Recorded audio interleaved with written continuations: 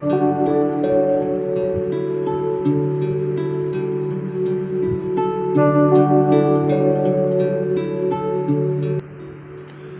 and welcome to Before Exams. Here we help you to prepare for your competitive examinations. Subscribe to our channel so that whenever we post the content about your exam, you get the notification about it. Hello and welcome to this IELTS course. Right now we are doing the IELTS listening section. In this video lecture, we'll be discussing about the fill-ups kind of questions in the IELTS listening section. Now, fill-ups kind of questions are the questions which are relatively easy, and in this, what you have to do is you have to fill out the missing information. These kind of questions are scoring because as it is easy, it will be easy for you to figure out the answers.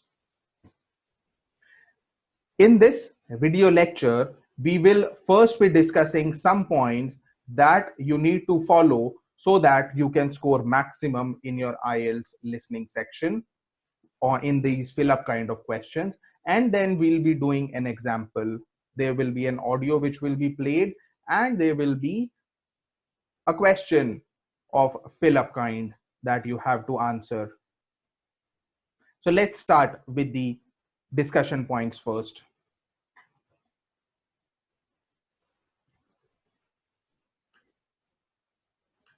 So the first thing that you need to keep in mind is always read the questions in the time given by IELTS before the recording starts. Now, before the recording starts in an IELTS exam, they always give you time that is between 15 to 30 seconds. You can utilize this time to read the questions which will be asked. Now, this helps you to understand that what you have to answer, what will be there in the recording, and it will help you to figure out the answers for that questions.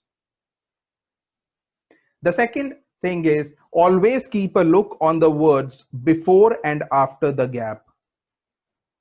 Keeping an eye on these words help you to figure out when the answer is spoken. What you have to do is there will be a fill-up. Always remember what is the word which is before the fill-up and the word which is after the fill-up. Whenever that word is spoken, it will help you out to figure out the answer from the recording. Next, always be aware that the words spoken may be the synonyms of the words written in the text. This is very, very important. It is not mandatory that the word that you will listen will be the same as written in your answer sheet. They could be the synonyms that could be spoken in your IELTS listening audio. So always keep a track of that. Always write the exact words, phrase, or numbers as spoken in the audio. So whatever is spoken in the audio, that will be the exact answer that you have to write in your answer sheet. Never try to play with those words. Never write the synonyms of those words. Always write the exact word. Strictly stick to the word limit as specified. In the IELTS exam, for almost all the questions that will be asked, there will be a word limit which will be spoken or which will be given to you. Always adhere to that word limit and never cross that word limit. Else you won't get any mark for it. Now let us go ahead and do an example question. What I'll do is I'll play an audio and there will be a question. There will be set of questions that you need to answer. So these are the questions that you need to answer by the recording. First, you have around 15 seconds to look at the questions.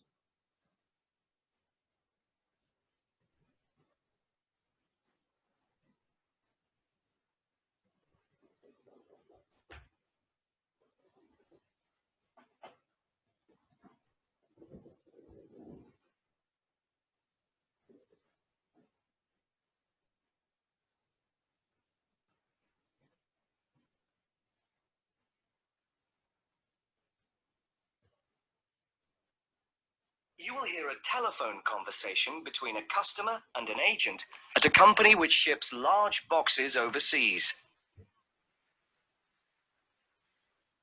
Good morning, Packham's shipping agents. Can I help you? Oh, yes. I'm ringing to make inquiries about sending a large box, a container, back home to Kenya from the UK. Yes, of course. Would you like me to try and find some quotations for you? Yes, that'd be great. Thank you. Well, first of all, I need a few details from you. Fine. Can I take your name? It's Jacob Mkere. Can you spell your surname, please? Yes, it's Mkere. Is that M for mother? Yes. Thank you. And you say that you will be sending the box to Kenya? That's right. And where would you like the box picked up from? From college, if possible. Yes, of course. I'll take down the address now. It's Westall College. Is that Westall? Yes, college. Westall College. And where's that? It's Downlands Road in Bristol. Oh, yes, I know it. And the postcode? It's BS8 9PU.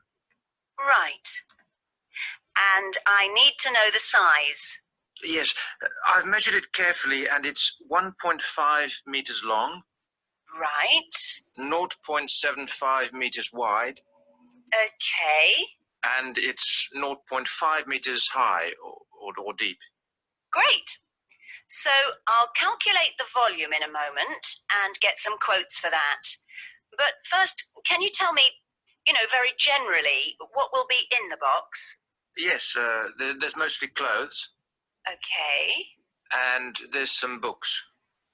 Okay, good. Anything else? Yes, there's also some toys. Okay, and what is the total value, do you think, of the contents? Well, the main costs are the clothes and the books. They'll be about £1,500. But then the toys are about another 200. So I'd put down £1,700.